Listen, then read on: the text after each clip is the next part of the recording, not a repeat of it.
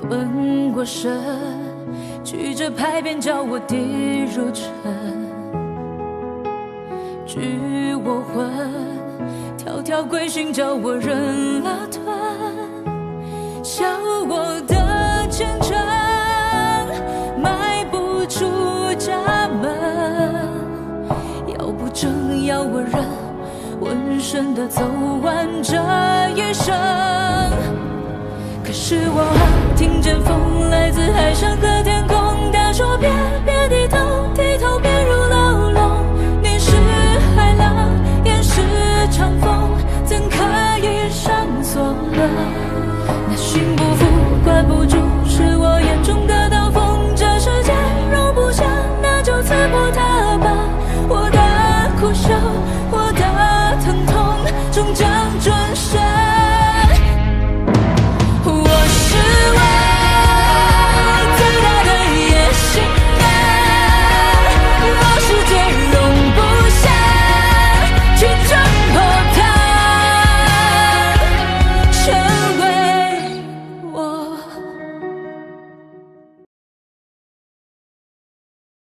这老大家的他守得住。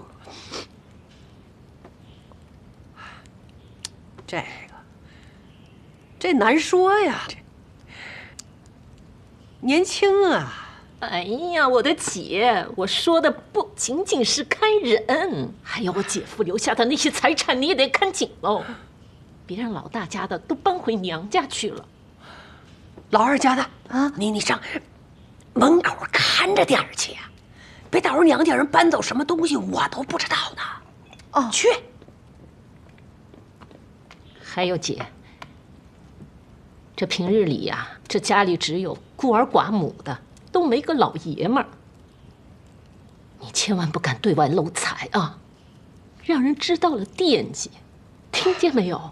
知道，哎呀，我知道。哎呀，我是你亲妹妹，就我向着你，别忘了啊。知道。哎呀，我别哭。哎呀，姐夫啊，你怎么走得那么早？要我说，做啥生意啊？少华，趁年轻，赶紧找一个人嫁了，这日子才有盼头。嫁人才有盼头，我自己不能给我自己盼头。可是，这姑爷才去世多长时间，就给少华说这些干啥？哎呀，我这不是为他好吗？嫂子，你就别替我操心了。我自己的日子我知道怎么过。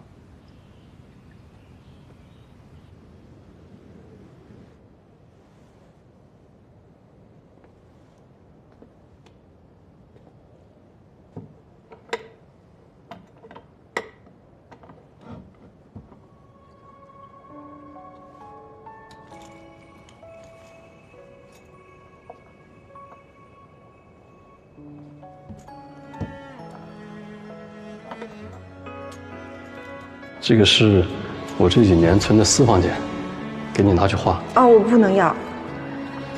你就拿着吧。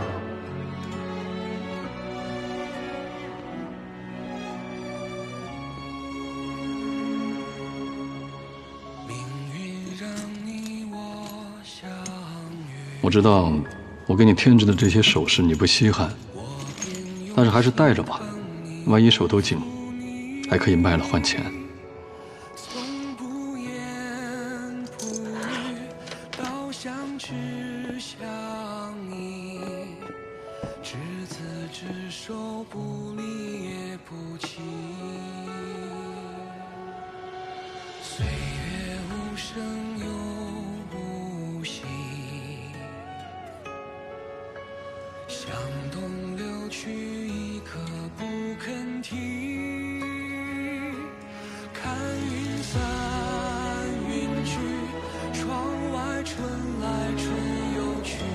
等我去了北京，我一定要努力挣钱，把你想要的全都给你买回来。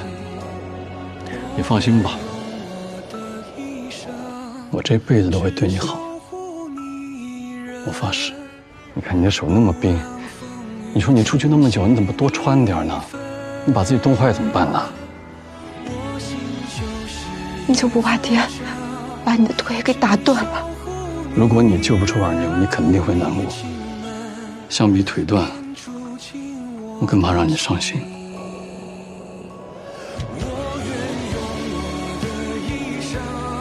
我有娃了，爹，我有娃了，我有娃了，我有娃了。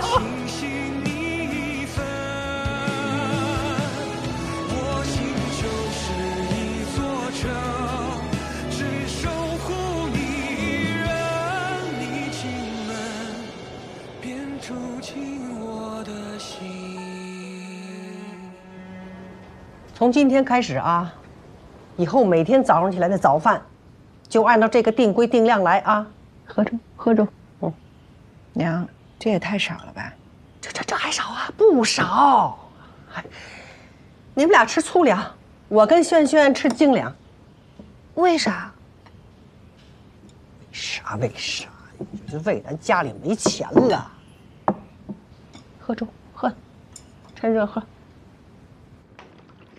娘明明有钱的，从北京城家里走的时候，二顺给了娘几十个大洋呢。嫂子，你脑子灵主意多，想想办法呗。啊，什么办法？让我俩能吃上精粮的办法呀。我不想天天吃窝窝头啃苞米了，我想吃白面馒头，我想吃肉，我想吃。你刚才说，二顺给了娘几十个大洋。啊，我亲眼看到的。嫂子，你想到办法了？什么？给你40个大洋？娘，您看，咱家现在呢，吃喝是不愁，但是咱给长远计算是吧？我觉得还是应该再做点小生意。你又来了，你这孩子你怎么就不能安分呐？做生意那都是男人的事儿啊！你在家带孩子有吃有喝的不好吗？咱这儿靠着齐州药市，家里一直是做药材生意的，天时地利人和咱都占了，不做生意，那是不是太可惜了？做生意有二顺呐，不用你。娘，我保证，我做生意挣的钱都给家里贴补家用。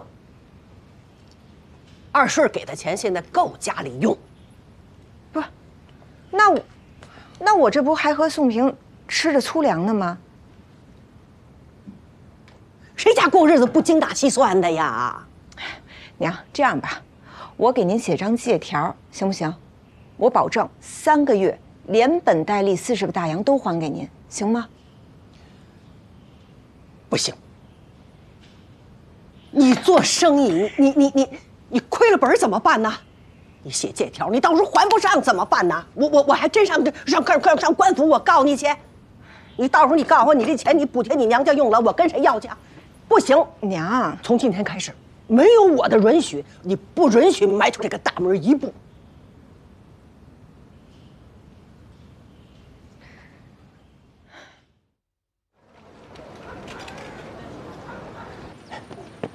小华，大哥，你怎么来了？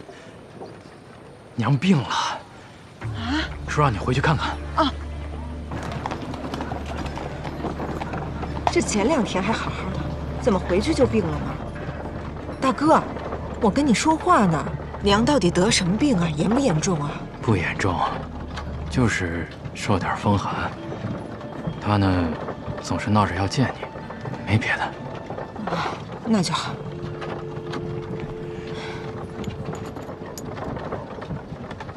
干嘛？给轩轩的。哥，我不能要。你嫂子不知道，拿着。谢谢哥。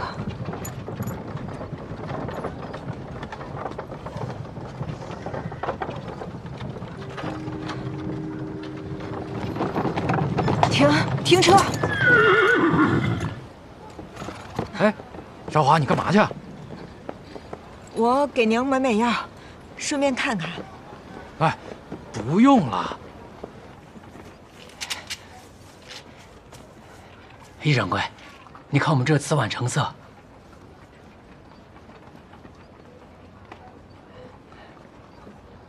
整麻袋都是这成色吗？对，都一样。啊好，2角1斤。易掌柜，求求您，再给添点儿。2角1斤，我们没法活呀。1文都交不了。我们种紫菀这么多年，从来没有卖过这么低的价格呀。我也没办法呀，这是随行就市了。易掌柜，我给你跪下！哎呀，你给我跪下也没有用啊！这么大岁数，我又没法给你压岁钱，对不对呀？别烦我了，再烦的话就1毛5了啊！不用求他了，齐州这么多药商，我就不相信找不到一个公道的。走，没用的，我都问了，都是这个价。其他药商都跟守源药庄结了盟，一起压我们的价。住嘴！怎么说话的？什么叫结了盟压你们的价啊？是我易大金人缘好，别人做生意呀是同行是冤家，我做生意就是同行，亲兄弟，搞钱齐努力，长点学问。我们药农起早贪黑，风里雨里，是指望把紫菀卖了，让一家老小有口饭吃。你却趁紫菀丰收联手压价，诚心不让我们活呀！你这么黑的药商，不怕报应吗？你放屁！谁黑心了啊？你刚才也已经说了，今年是紫菀丰收了。紫菀是什么？是药，它不是粮食。如果是粮食丰收了，我收一大堆粮食，我可以满街喊，我说啊，我们家粮食便宜啦，你们多买点粮食，多吃点粮食。这是药，我收这么一大堆药，我上大街上喊，你们来我们家买药啊，大家都多吃点药啊，我又不是黑心一商。我告诉你，你如果不想卖的话，让你们家的紫菀都烂在地里，看谁心疼。这药我还不卖给你了。走，易掌柜，我们好商量。要不收啊？易掌柜，你们守源药庄在咱们齐州已经赚得盆满钵满了，就让点利嘛，让这些药农吃口饱饭吧。哎呦喂，您谁呀？易掌柜，不好意思，这是我妹妹，刚从外地回来，您啊别往心里去。我不会往心里去，即使妹妹也不是外人，菩萨心肠。那您出高价，把这些紫菀收过去，我绝对不跟您抢生意。哦，可我们家已经不做这生意了。你不做这生意，你瞎掺和什么呀？啊，感情钱不是从你兜里掏出来的，你不心疼？你真是站着说话不塞牙。易掌柜，这银联乃是我太爷当年亲手所书，也是我们池春堂100年的经药制，而唯利是图、欺负药农，这和我们池春堂做生意的初衷已经完全相悖了。别介，别我们的，我们什么关系？现在这个池春堂跟你们楚家已经没有半点关系了。这个池春堂现在是我说了算，我如果想砸了这块匾，我就拿下来，踩在脚底下，我跺上去，我转个圈，跟你有什么关系？易掌柜都有得罪，不得罪。你们几个想卖2角，不想卖走人。小华，走了啊！你说你呀，都是些不相干的人，这又何必呢？有朝一日，我一定会把池春堂再要回来。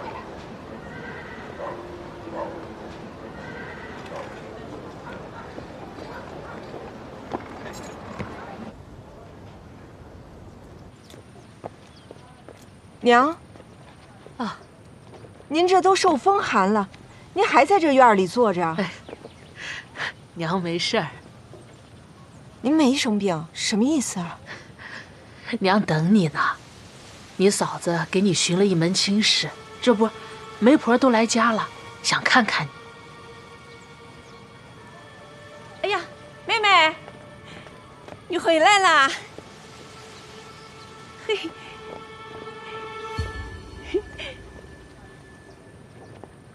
少华，我跟你说哈，哎呀，你这妹妹啊，果然长得漂亮。哎呀，这个曾老爷呀，年纪也不大，今年刚53。哟，那确实不大哈，只比我大30岁。对呀，身子也健壮。大夫都说，整个曾家村就曾老爷的钱他没挣过，那还真是难得。而且我跟你说哈，他家里有300亩药田。那挺殷实的，可不殷实吗？而且他出手大方呀，他给咱们30个大洋聘礼。30个大洋啊！更难得的是，去年曾老爷死了老婆以后，家里啊就没有其他人了。2个女儿一早就都嫁出去了，你一过门，整个曾家呀就都是你做主。啊！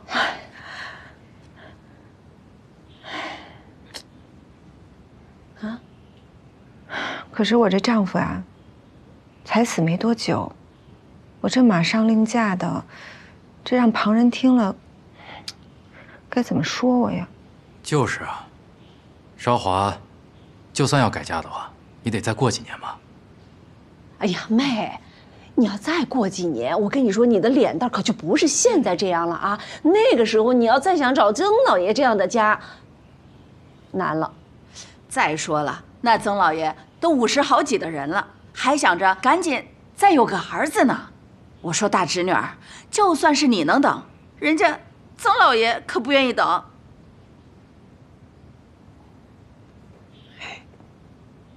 哎呀，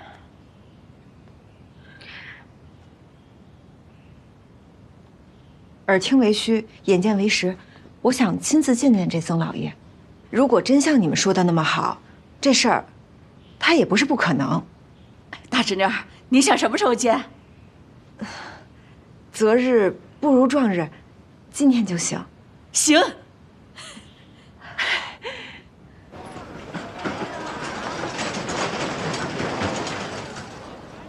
方大娘，我想和曾老爷单独聊几句。你先出去啊，不好意思啊。啊，行，那我先在外边等着，有事叫我啊。啊。曾老爷，您对我还满意吗？满意，相当满意。我这50个大洋没白花，太值了。来来来，走走走走走。啊，好。曾老爷，您看哈，我这一再嫁的寡妇，您还愿意出这么高的聘礼，真是让我感动。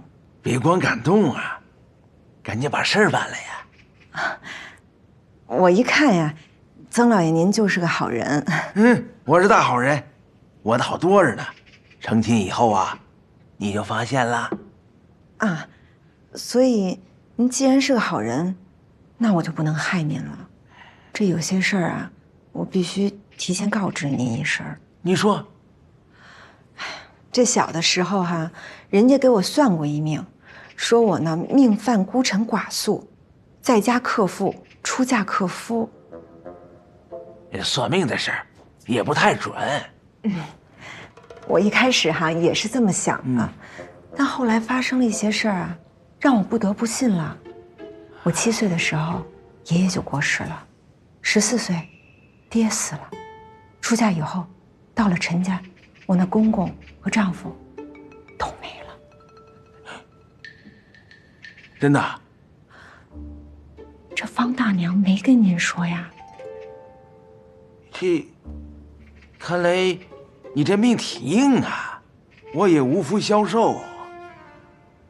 曾老爷，实不相瞒哈，我这辈子啊，本来是死了再嫁的心了，但是呢，这今天遇到了您，您看您人又好，这家境又殷实的我，别，不值一提，不值一提。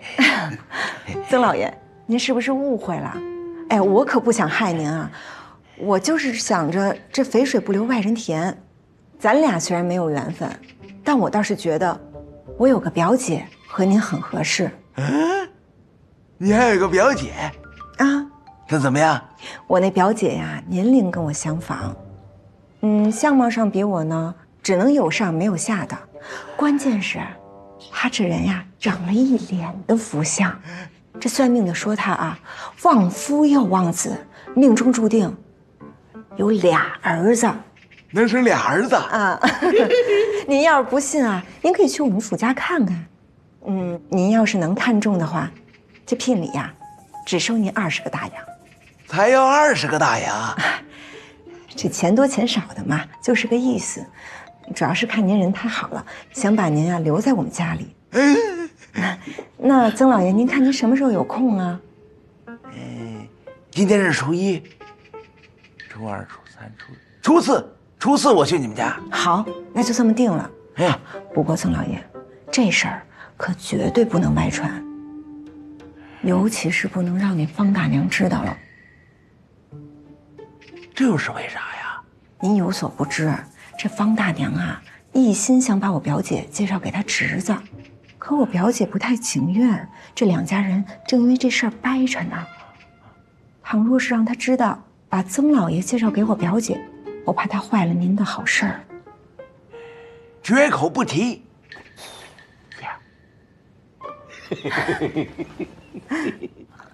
初四，对，曾老爷要亲自来家里下聘。哎呀，那太好了，妹，那我可给你贺喜啦。少华，你是真的愿意啊？那个曾老爷可真是比你大太多了。哎呀，大得多才疼人，懂什么呀？嫂子，大哥，这事儿你就甭管了，等初四那天看吧。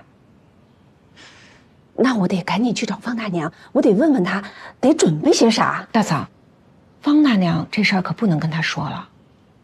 为啥？这方大娘是不是跟你说曾老爷给了30个大洋做聘礼？啊，是30个呀。人家曾老爷答应的可是60个大洋。啊？60啊？曾老爷亲口跟我说的。他居然扣我30个大洋啊！他，所以说呀，这方大娘这人她不可交了。我要再跟他说半句话，我都不姓周。还有啊，这事儿也不能跟任何人说了，万一陈家的人知道了，肯定作梗。对，妹，还是你考虑周到，不说。等初四那天呢，我就随便寻个由头回娘家一趟。但是在我回来之前呀，还是辛苦嫂子您把这家里好好的收拾收拾，好酒好肉备着，咱不能让曾老爷小瞧了咱楚家。哎，放心，嫂子一定给你办得妥妥当当的。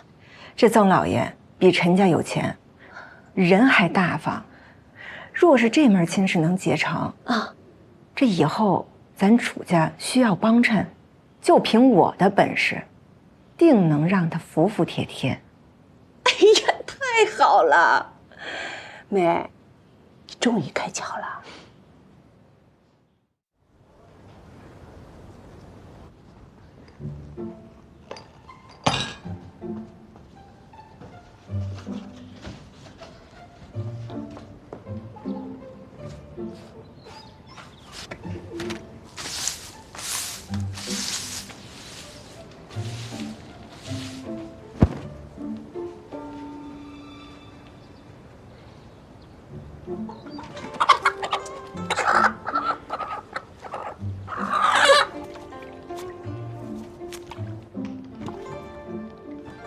娘，哎，少华到了吗？哦，还没呢。这都快到晌午了，怎么还不回来呀？可能是路上耽误了吧。少庄，去看看你妹走到哪儿了？我就担心别是陈家那老太婆把她给绊住了吧。哎呦，你这又是鸡又是肉的，这得花多少钱呀？1个大洋。花这么多？娘，舍不得孩子套不来狼，曾老爷给60个大洋呢。也是。哎，我记得咱们家没有什么余钱了，你哪来的这1个大洋啊？我管冯大姐借的，回头还她不就完了吗？我觉得呢，最好是今天曾老爷就能下聘。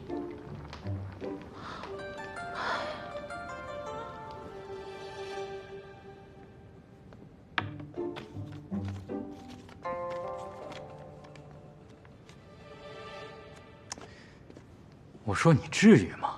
啊？什么至于吗？我还不是给你妹妹面子呀。她那天特别跟我说了，不能让人曾老爷小瞧咱们楚家。来，换上。哎，换上呀！不换。你刘燕儿，曾老爷来了，快点！这么早就来了？娘，曾老爷，哎，曾老爷好哎，你好，你好，周燕吧？呀。你知道我？那当然了。不好意思，我妹韶华她还没回来。不，你妹妹在不在不重要，有你在就行了啊。哎呀，曾老爷，你可真会说话。哎，曾老爷，屋里坐吧。请。那我先进去了啊。得，不客气了啊。哎，娘，烧水。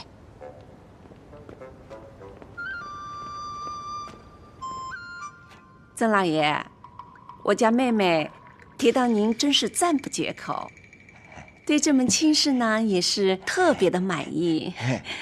曾老爷，您满意吗？我当然满意呀。哎呦，您满意就好，真是太好了。你妹妹说的时候，我还怀疑呢。今天这一看，果然旺夫已死啊！曾老爷，您可真会说话。哎，要不今儿咱们就把日子给定了？这么快？好事儿嘛，那当然是越快越好啦。你比我还急。你不急呀？人生的3大喜事儿，洞房花烛夜。怎么着？你都想到洞房花烛夜了？曾老爷，你可真有意思，不洞房花烛夜，怎么生儿子呢？对，生俩儿子。说好了，曾老爷，明年生儿子。明年？就这身材？等不到明年。你干什么？嘿嘿，咱都洞房花烛夜了，有什么害羞的样儿，是吧？这个老东西。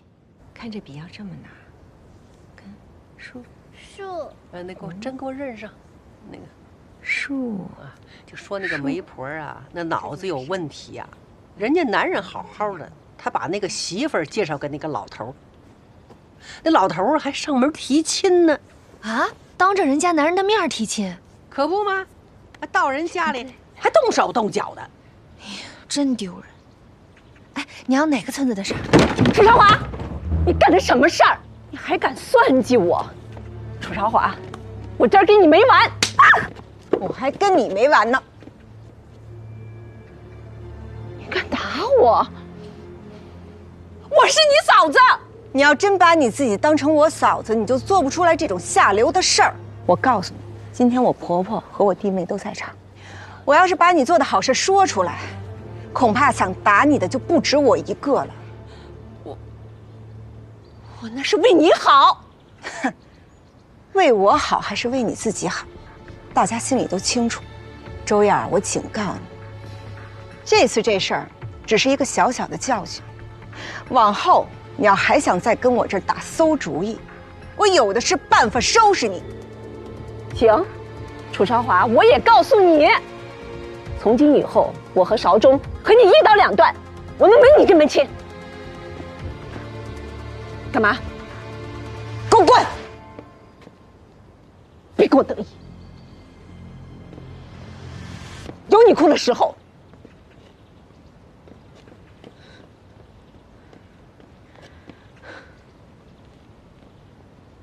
嫂子，你干嘛打他呀？娘刚才说的那事儿，那媳妇儿就是他啊。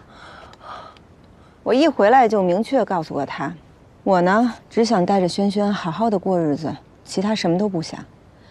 他却编排我，想把我许给一个老头做填房，还想从中捞上一笔。那你又把那老头你介绍给他了？他要这么算计我，我也不可能客气。就是，你早说呀，老大家的！那刚才他进来，我就给他俩耳刮子，以为我们陈家人都好欺负呢。就是，活该。不是老大家的，那你以后你就不打算再嫁了吗？娘，我要真有这样的心思的话，我就不会跟我那嫂子有这一出了。老大家的。这些年大顺儿跟娘可是没白疼你哟。娘，别跟轩轩面前说这些。好。写的真好。从今儿以后啊，你们俩那个都吃精粮，臣家不缺这点。那娘，您能借给我20个大洋吗？借钱？嗯，绝对不行，这你借钱，说了头口。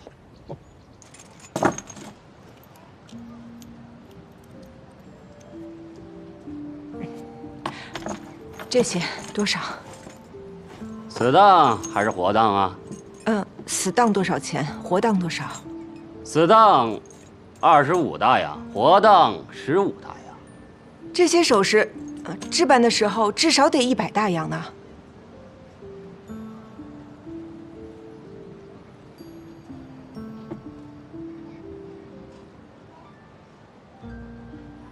死当吧。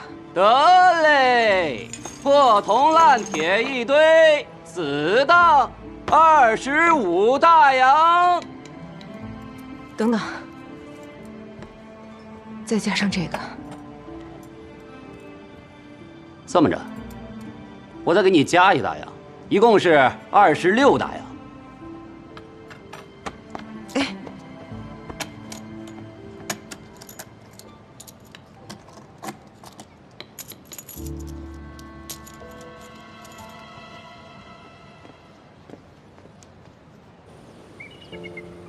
那大叔，您这一季大概能收多少子碗啊？1000多斤吧。全部给我吧，我按历史最高价3角5一斤跟您结算，怎么样？当真？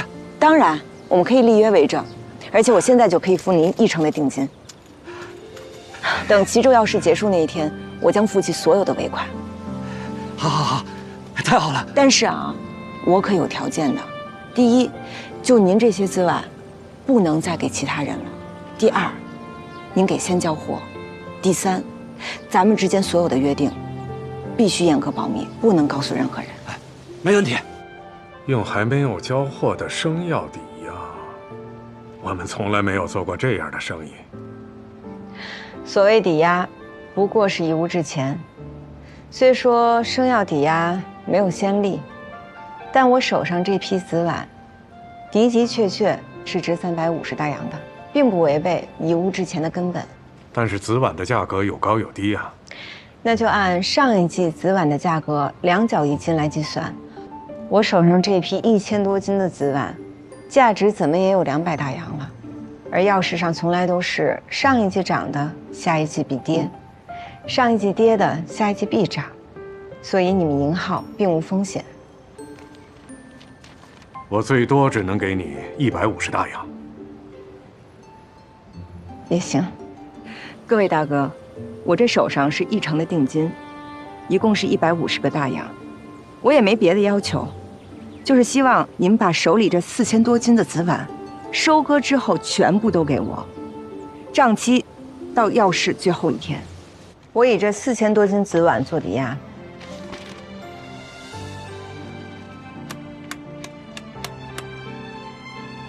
最多给你500大洋。你们不用亲自到药市上去叫卖，也不会被那些药商联手盘剥了。这个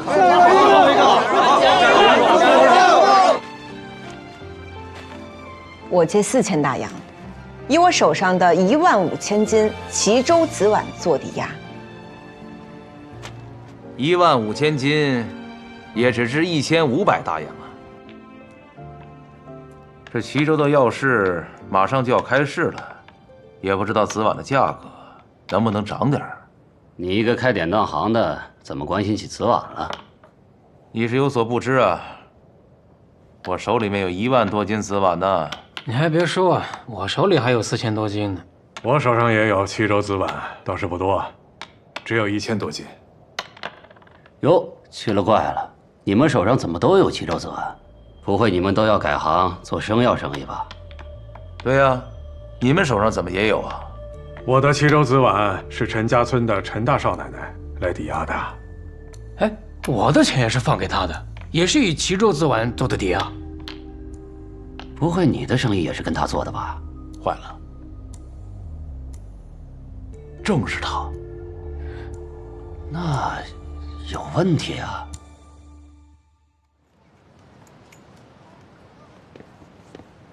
你要带多少款啊？啊，我想带5000大洋。这么大笔款，必须有同等价值的抵押，我们才敢放款。我这手上呢，有4万多斤的齐州紫碗，至少价值8000大洋。只要齐州药市一开市，我就可以全部兑现。想让我放款给你，绝不可能。陈家大少奶奶，你可真是打了一手好牌啊！我们几个在钱庄银号也算是经营了这么多年，居然都被你给骗了啊！得亏我们发现及时，看你今天往哪里跑！几位掌柜，这是发生什么事儿了，让你们如此惊慌啊？你用35大洋骗了我150大洋，现在竟然还想从大发银号骗5000大洋走。赵掌柜，您这个骗子，我有点不服。请问，我跟您签约的时候，哪一句不实啊？可是，哎，你拿着我们的钱打着滚的抵押来抵押去，你胆子可真大呀！我虽然胆大，但是做的并未出格。你们这几家，谁家定规了，我不能这样抵押。哎，你们看看啊，嘴还这么硬，哎，就是。你们的本金，我都用在了该用之处，而抵押给你们的紫碗呢，现在都长势喜人，眼看丰收在即了，你们的本金和利银，也都可以圆满收回。哎，你们应该感到高兴吧？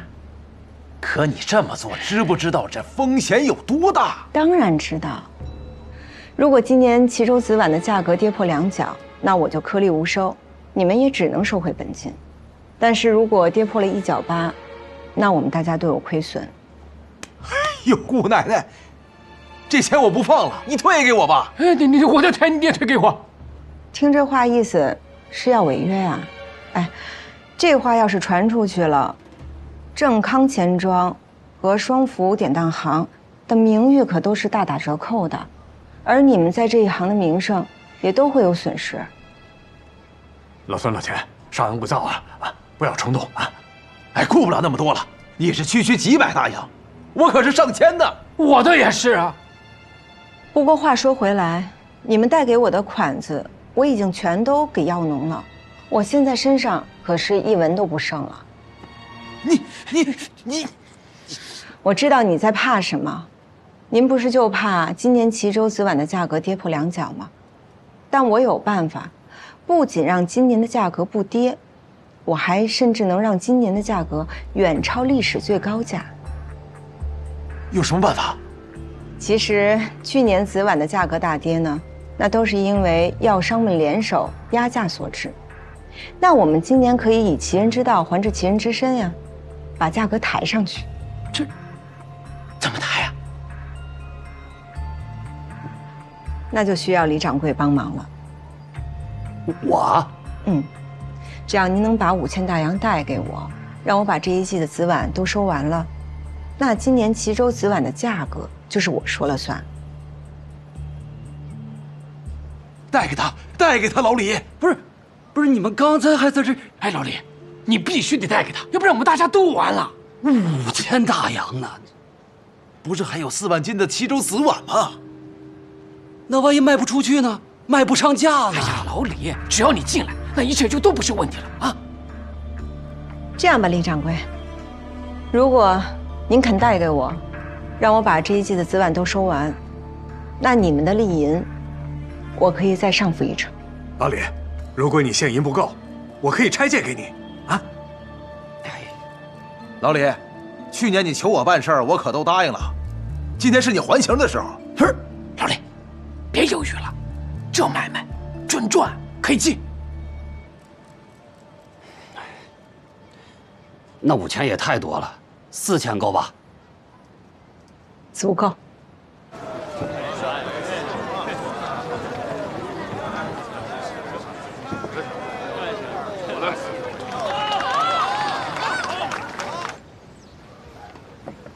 小王，哎，大少奶奶，今天怎么样？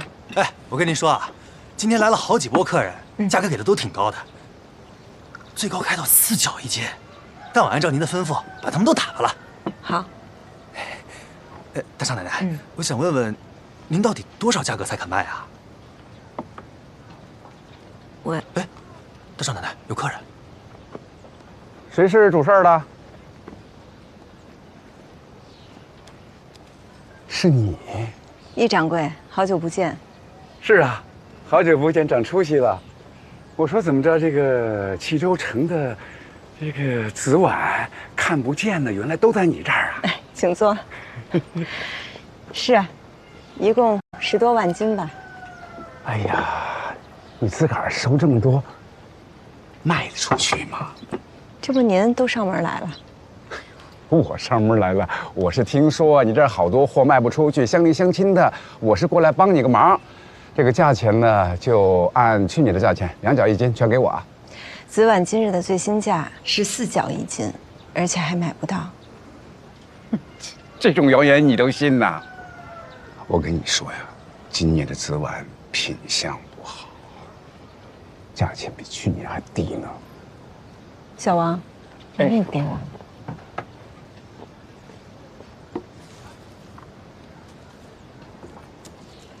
是吗？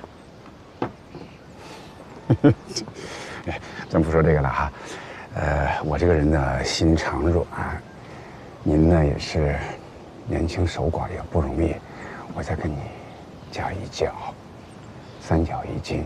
你如果能卖呢，我就买；你要如果觉得不合适呢，我也不跟你啰嗦，我就去明关镇找那些药农。明关镇的紫碗，全部都在我手上。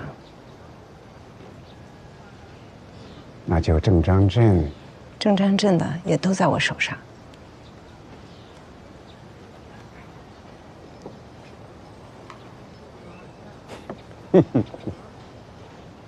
我呀，不信。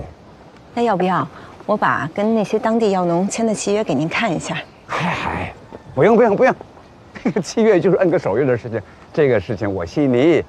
你真不错，您厉害。谢谢易掌柜夸奖。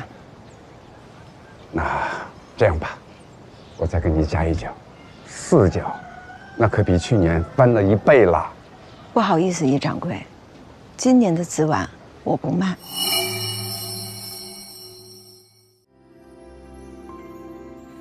躺在雪地上的小毛毯，一点点融化着白鹿汗，爱爱茫茫的雪路上寻觅心中彼岸，小小风浪洒洒昏欲断，藏在他心中的小毛毯，一点点温暖着他心房，他低诉着春天不远，他说冬天很短，永恒的彼岸在朝着